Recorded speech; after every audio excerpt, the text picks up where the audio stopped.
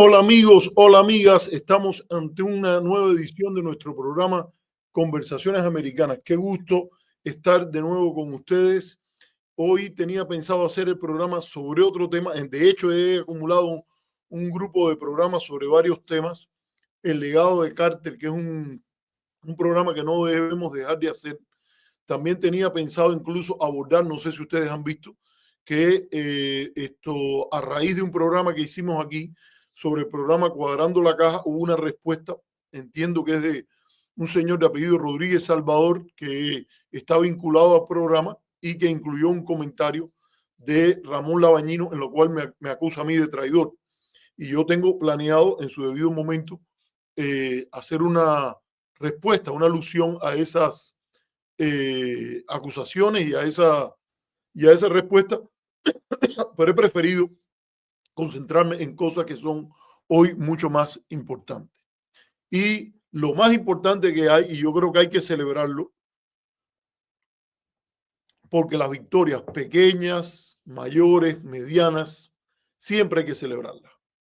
Y esta es una batalla, la batalla contra la política de acoso y aislamiento que Estados Unidos ha montado contra Cuba en violación de su soberanía y que lo hizo, para recordarlo, por una razón bien específica.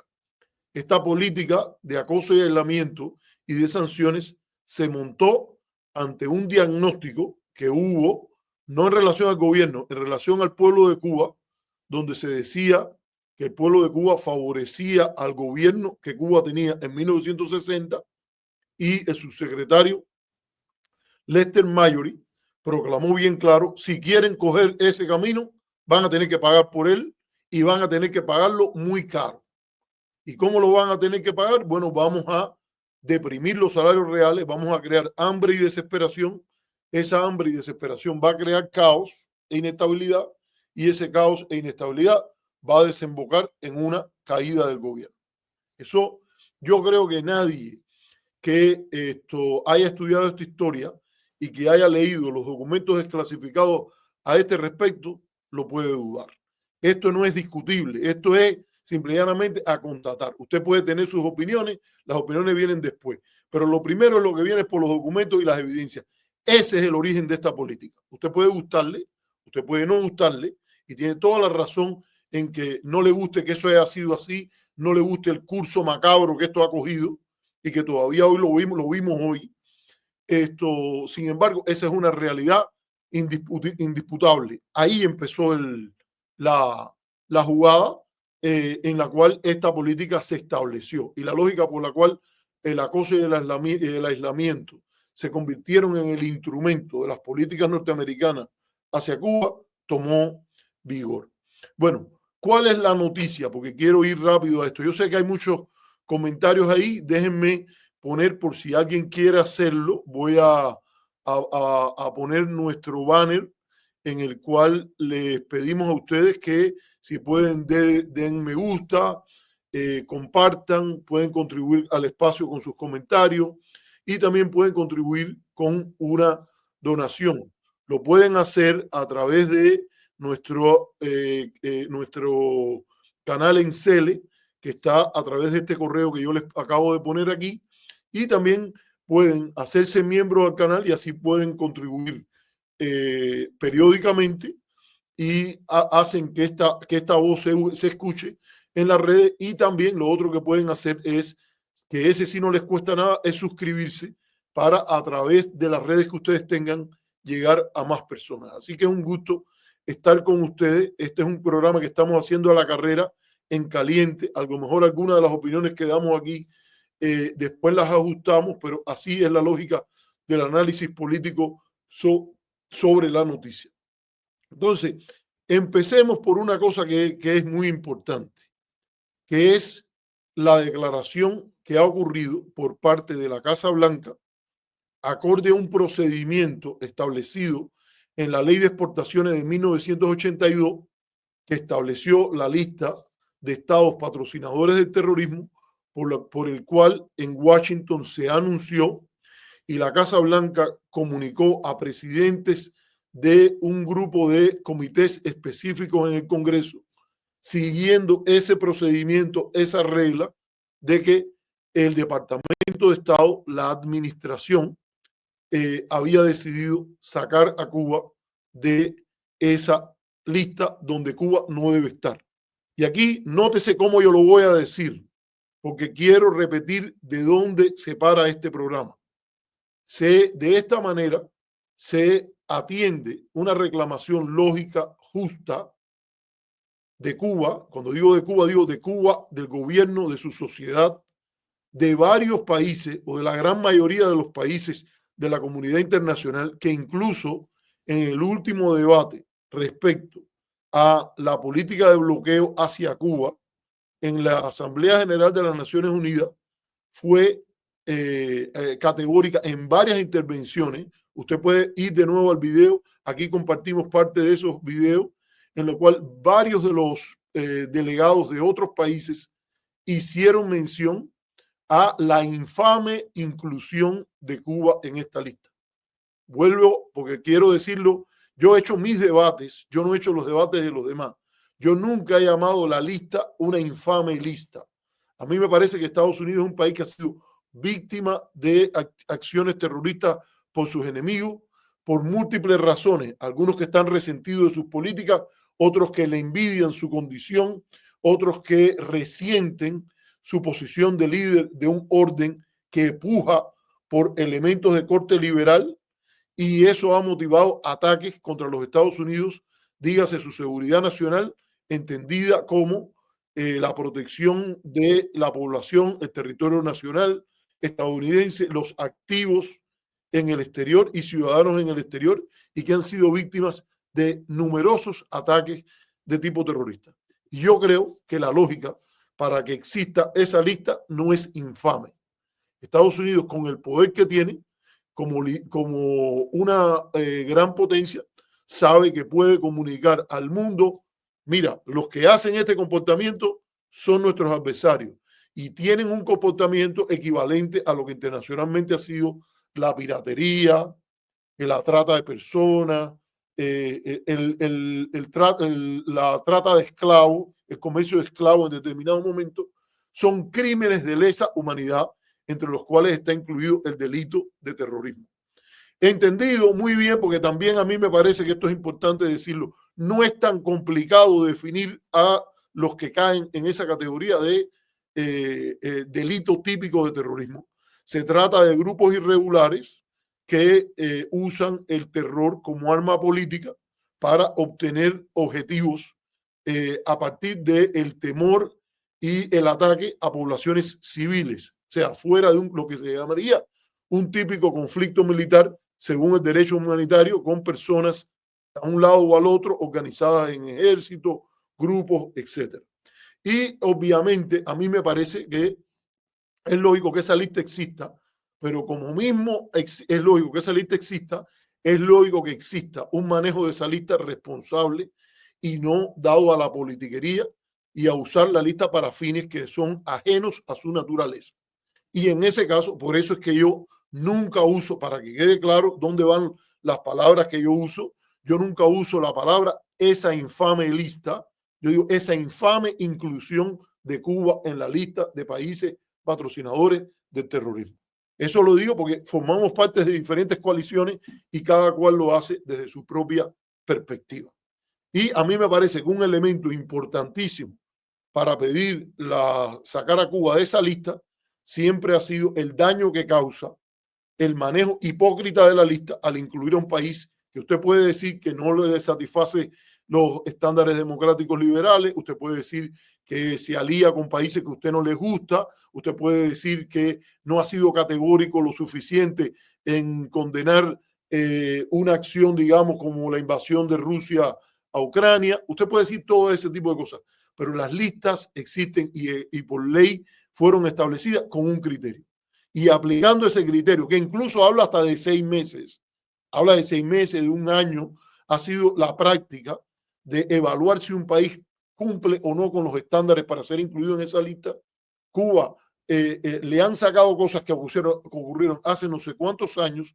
Se negoció una salida de la lista bajo la presidencia de Barack Obama y a última hora, después incluso de un comportamiento verdaderamente incivilizado, ilegal, de un asalto al Capitolio por partidarios de la administración Trump anterior, a última hora, a la hora 23, el 12 de enero de 2021, el secretario de Estado Mike Pompeo incluyó a Cuba, la reincluyó en la lista de países terroristas. Esto yo creo que es importante decirlo, porque hay que ver para qué es la lista y de qué manera Cuba ha sido incluida en esa. Hay que decir que honestamente, la primera vez que se incluyó por el apoyo que Cuba daba a los grupos irregulares o guerrilleros en Centroamérica. Ahí hay un espacio que usted puede poner a discutir. Pues usted sabe que hay todo incluso en los manuales militares de los Estados Unidos y en manuales de lucha guerrillera y contraguerrillera, se hace una distinción en lo que es una guerrilla que por sí persigue objetivos militares y el terrorismo que se enfatiza en el ataque a víctimas civiles.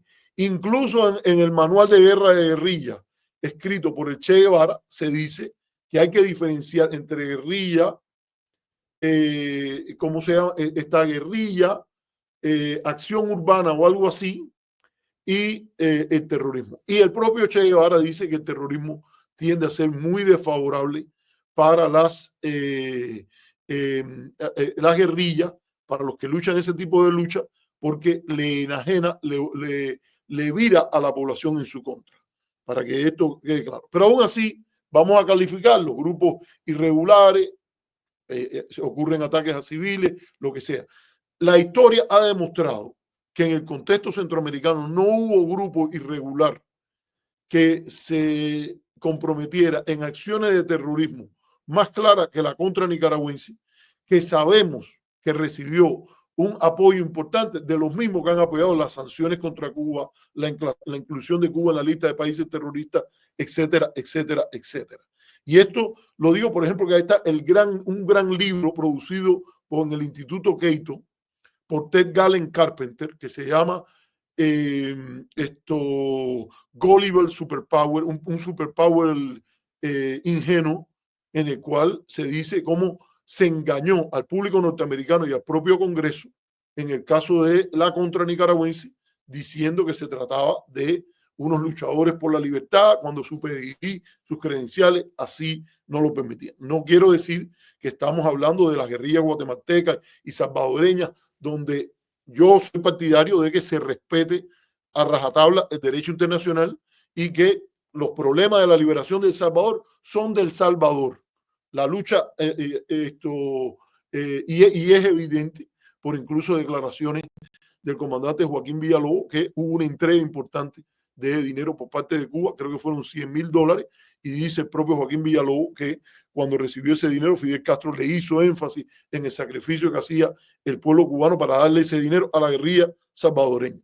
Eso yo lo quiero establecer así, porque además en la solución de un conflicto asimétrico siempre es importante señalar que el primer obstáculo para una solución de conflicto asimétrico son las políticas imperiales de los grandes poderes, socavando y respetando la soberanía de los pequeños países, pero las políticas revolucionarias de pequeños países también se constituyen en un obstáculo al no aceptar las dinámicas fijas de las normas del derecho internacional, por la cual la soberanía de un país, ya sea dado por el gobierno que tengan, usted puede hacer acciones para denunciar, para avergonzar, pero no está permitido desde el derecho internacional el apoyo, el patrocinio de grupos armados actuando bajo la soberanía de otros países. Eso para mí me parece claro.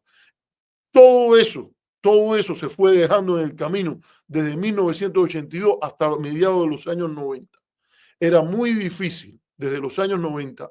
Están las declaraciones, por ejemplo, de el SAR antiterrorista, que era la persona a cargo de la Oficina contra el Terrorismo en la administración de George Herbert Walker Bush, dígase, Bush el padre, Richard Clark, que fue mantenido en su cargo por el gobierno de Bill Clinton por sus 8 años y que empezó en el gobierno de George Bush hijo hasta 2003 y que al final terminó su mandato ahí. Durante todo ese mandato, durante todo ese tiempo, ha dicho Richard Clarke que ya desde el principio de los años 90 la inclusión de Cuba en la lista de países terroristas era simplemente un gesto politiquero, un gesto de política a usar en una negociación con Cuba, no un criterio técnico. Eso es importante.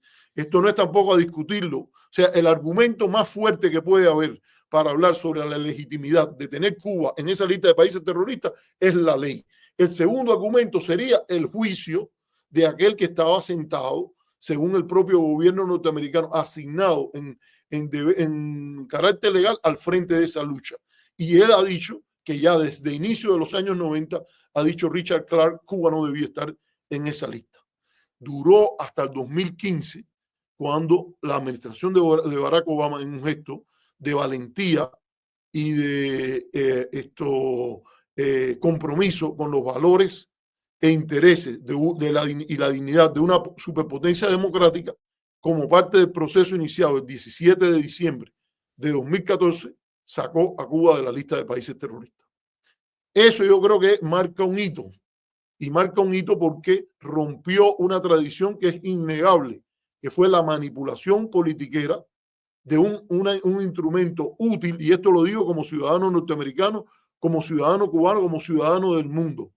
Se trató de la manipulación artera de un mecanismo de lucha antiterrorista que tiene el gobierno norteamericano y una manipulación irresponsable e hipócrita. Eso hay que decirlo así. Esta es la primera cosa que quiero decir, y que además que está aprobado por un mínimo estudio académico. Esto no es política, esto no es sesgo ideológico. Eso es a partir de lo que demuestran los documentos a este respecto. Quiero parar un momentico aquí, quiero leer que nos han entrado dos comentarios. Voy a leer primero el de Gibril Masip, que desde México nos envía 200 pesos y nos dice: hoy más que nunca queda demostrado que la inclusión de nuestro país en la espuria lista, de nuevo, yo creo que es la espuria inclusión de Cuba. Para mí la lista no es espuria en sí misma, lo permite el derecho internacional y es apropiado. Yo no soy partidario de decirte que, pero te respeto y te agradezco tu donación. Dice, es parte del castigo enorme a la nación y a sus ciudadanos dentro y fuera. Y es dentro y fuera, porque han habido consecuencias del bloqueo financiero que ha tenido que ver con la inclusión de Cuba en la lista de países terroristas y que han golpeado no solo a los ciudadanos cubanos que viven en Estados Unidos, a las personas de origen cubano que viven en los Estados Unidos, ha tenido un impacto gravísimo para cualquier transacción financiera en cualquier parte del mundo. Gracias al profesor Arturo por su valentía y patriotismo. Gracias a ti por tu donación y por siempre acompañarnos, Gibril. Un saludo. Y había otra donación que quiero reconocerla, y dice: cubano soy, nos da 4.99 y nos dice: fuera de la lista, abajo el bloqueo. Muchas gracias a las personas que nos han hecho esta donación, pero bueno, en nuestra explicación empezamos por ahí.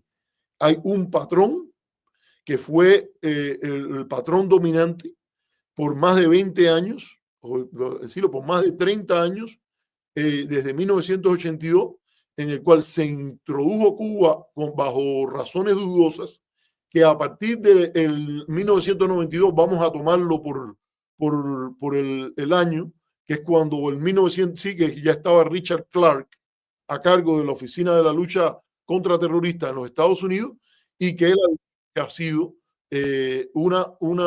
técnicamente Cuba no debía estar en la lista, pero se quedó allí como parte del toma y daca de la negociación política con Cuba. Dígase politiquería, no para lo que la lista se creó. La lista no se creó para usar esa inclusión para negociar y tomar y restar. La lista se creó, lo recordamos, para tener ahí a qué países, a los países que eran patrocinadores del terrorismo. Fuera, más nada. Todo lo demás es demagogia y manipulación. Entonces, y esto lo dice Richard Clarke. El otro tema que es importante decir aquí es la distracción irresponsable de recursos que la lista ha sido, no la lista, la inclusión de Cuba en la lista ha sido en términos de recursos tangibles, porque ha sido que, por ejemplo, en la persecución de transacciones con Cuba, en ocasiones ha habido 21, hubo un caso en el cual el número fue explícito y publicado, 21 oficiales de la Oficina de Foreign Asset Control, de la Oficina de Control de Activos Extranjeros, 21 oficiales trabajando para perseguir las transacciones con Cuba al mismo momento que habían solo 3 a cargo de las transacciones que incluyeran a 2 figuras en las cuales Estados Unidos estaba totalmente en guerra. Me estoy refiriendo a Osama Bin Laden y Saddam Hussein. O sea, 3 para Saddam Hussein y Osama Bin Laden y 21 contra Cuba. Para que se tenga una idea de cómo esto significó una distracción y un desvío de prioridades. Esto yo creo que me explique alguien que es ciudadano norteamericano responsable puede decir que el predominio que ha tenido un sector, una facción de la política cubana insertada en la política norteamericana artificialmente y que tiene su agenda para la política cubana por encima del interés público norteamericano y que esto es una demostración de lo que ha ocurrido. O sea, esto es importante decirlo porque hay que estar en la misma medida que estamos molestos por todo lo que eso que ha habido, tenemos que estar contentos porque de nuevo, a la última hora, al problema que sea, no se puede subestimar el papel que tiene que se haya hecho un gesto apropiado en el cual se haya hecho lo correcto y se haya dicho, no, mira, no pertenece, Cuba no pertenece en esa lista. Esto que estás haciendo nos compromete, esto está mal, esto es incorrecto. Hay una imagen diferente sobre Cuba, no es la imagen de una amenaza a la seguridad de los Estados Unidos. Está claro que una administración norteamericana ha dicho antes de irse, cuando se ha despojado de los mínimos de las ataduras políticas de la relación con el Congreso, que vimos apenas unos días atrás con María Elvira Salazar presionando de manera poco cortés, poco acorde al gravitas, a la integridad de su posición de miembro del Congreso, al secretario Blinken, cuando la administración se pudo despojar de eso y tuvo el mínimo valor, porque esto debería haber ocurrido si una administración dura, creo que es casi 1400 algo, estamos hablando que en 1400 casi 60 y tantos días esta medida llega tarde, porque era para que la administración Biden hubiera trabajado en hacer lo correcto desde el mismo inicio. Pero bueno, mejor tarde que nunca, y mejor tarde que nunca dice que una parte importante de la sociedad política norteamericana, trato de política exterior, esto no se puede hacer por el Departamento de Estado solo. Aquí hay un fallo de un grupo interagencial de lo que es el gobierno profundo de las agencias que trabajan en temas de seguridad en el gobierno norteamericano, cuya prioridad en decidir temas de una amenaza a la seguridad nacional es indiscutible. Y todo ese entramado de fuerzas han dicho Cuba no pertenece a esa lista. Y ha dicho esto debe ser tratado de manera diferente en sus méritos, no como parte de la manipulación politiquera para otros fines o para otros motivos que si alguien quiere discutirlo en política se gana con claridad. Usted quiere decir que no le gusta cómo Cuba trata a los médicos que trabajan en el exterior, usted hable de eso en una lista. Que por cierto, eso es un tema bastante controvertido y no es tan fácil de decir, y es evidente que el uso de la palabra esclavitud y trata y todas las cosas son discutibles, pero usted quiere hacerlo eso, usted se limita y se reduce su acción a cumplir con el espíritu y la letra de la ley norteamericana. Fájese en esa lista, esta lista no es para eso. Tampoco esta lista es para países que no cumplen los estándares que Estados Unidos sugiere, propone en temas de democracia y derechos humanos, sino para eso hay otras listas, por ejemplo, sobre libertades religiosas que establece el Departamento de Estado. Usted va e influye en esa lista. Cualquier tipo de acción que usted está haciendo en este contexto es lo primero que hay que decirle es que su argumento es irrelevante al tema de definir o no aquellos países que deben figurar en esta lista. Yo creo que sinceramente es una sorpresa de última hora y yo creo que hay que tener eso en cuenta. ¿Cómo se incluyó de nuevo? Bueno, sabemos las historias. Se agitaron una serie de causas en las cuales el propio Blinken terminó desmintiendo las mismas razones que había usado.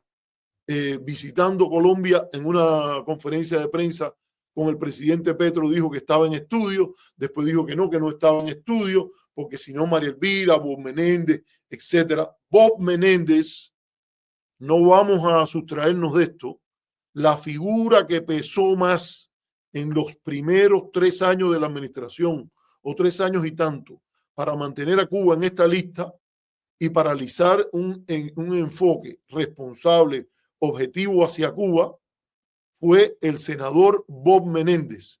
Y como mismo cuando uno ve las políticas, mira las credenciales de cualquiera que la está diciendo, es evidente que apenas unos días atrás ha venido una proposición de sentencia a 15 años de prisión contra el cubano americano partidario del bloqueo que más lejos ha llegado en la política norteamericana, que ha sido presidente de comités y que carga en su cabeza el fardo de ser el primer senador, posiblemente no lleven esto al banco todavía, porque tengo que verificarlo, el primer senador condenado por ser agente extranjero, alegadamente bordeando prácticas de espionaje, pasando información a servicios de inteligencia de otros países con la dictadura egipcia y la monarquía catarí.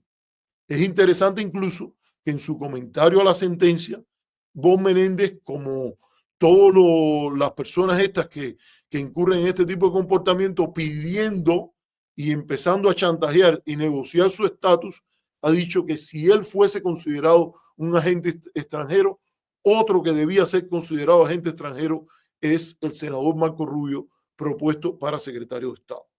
Pero esto hay que recordarlo, que la inclusión es a final del gobierno republicano, primer gobierno republicano de Donald Trump, y allí se usa una declaración a propósito de un ataque a una academia de policía en Colombia, esto por sectores del Ejército de Liberación Nacional en Colombia. Claramente, a mí me parece que califica como un ataque terrorista, aun cuando es hasta hacia un grupo uniformado, que es la policía, pero obviamente ahí hay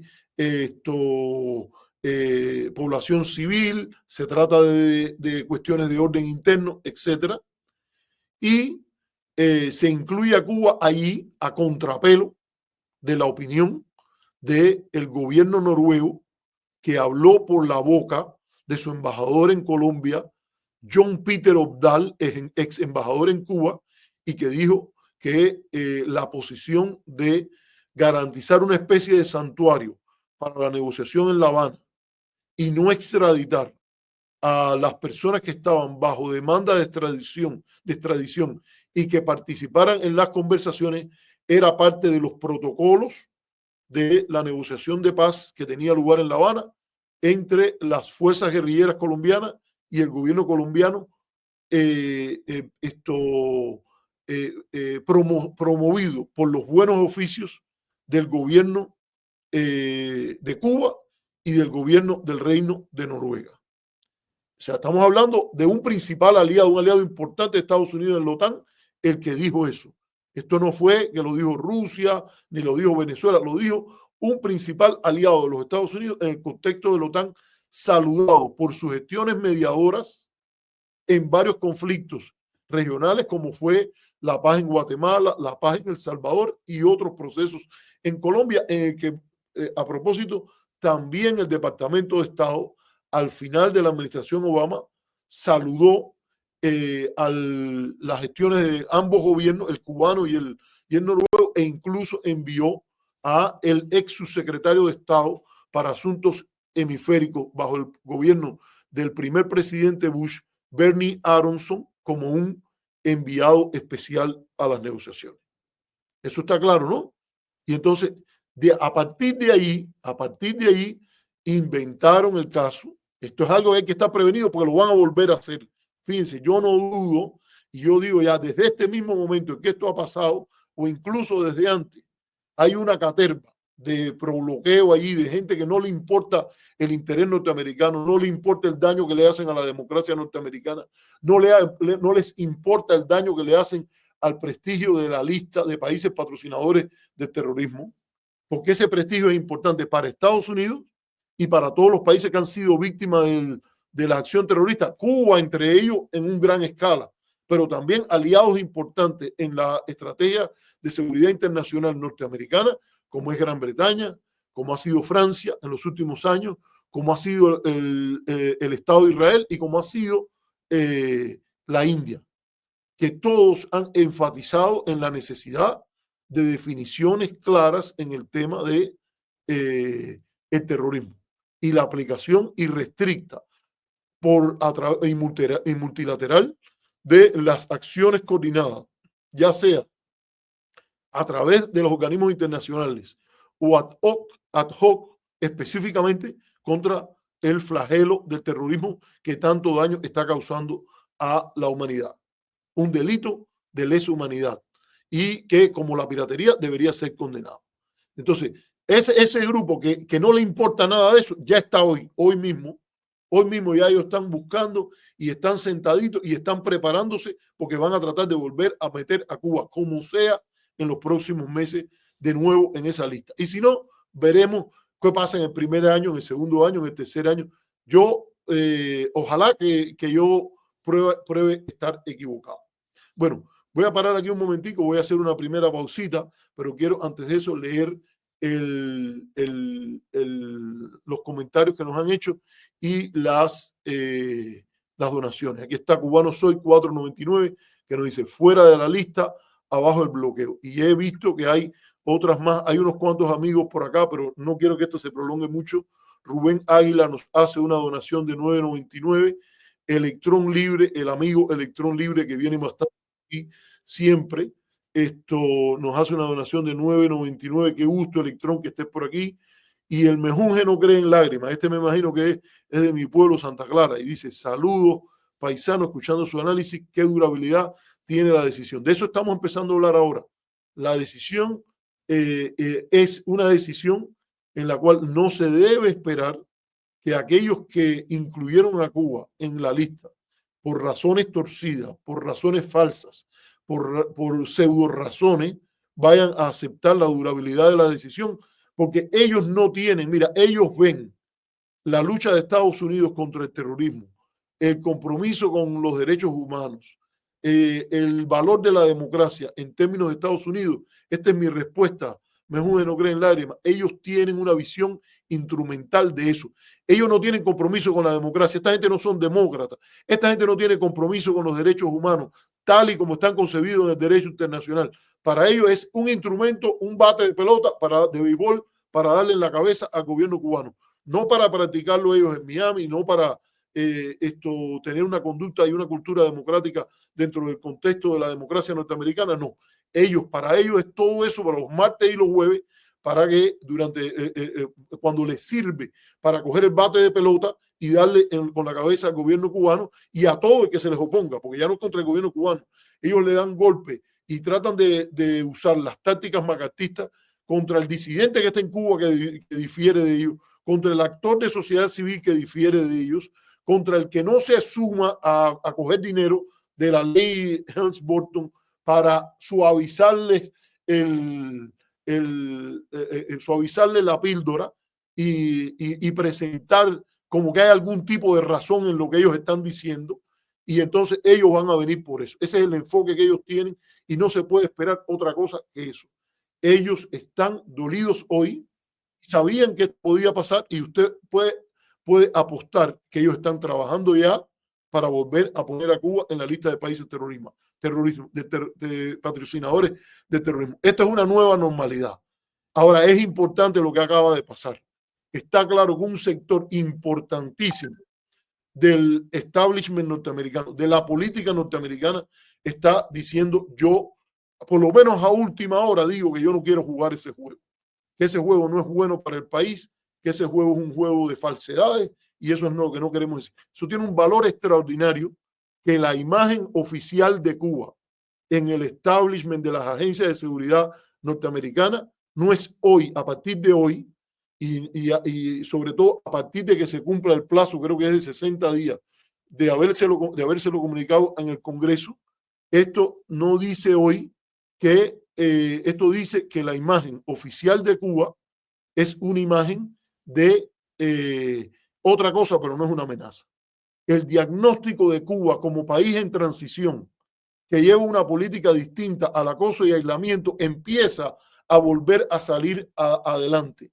El debate en torno a bases mucho más reales, un diagnóstico responsable, no como lo que decía Richard Clark que estaba pasando.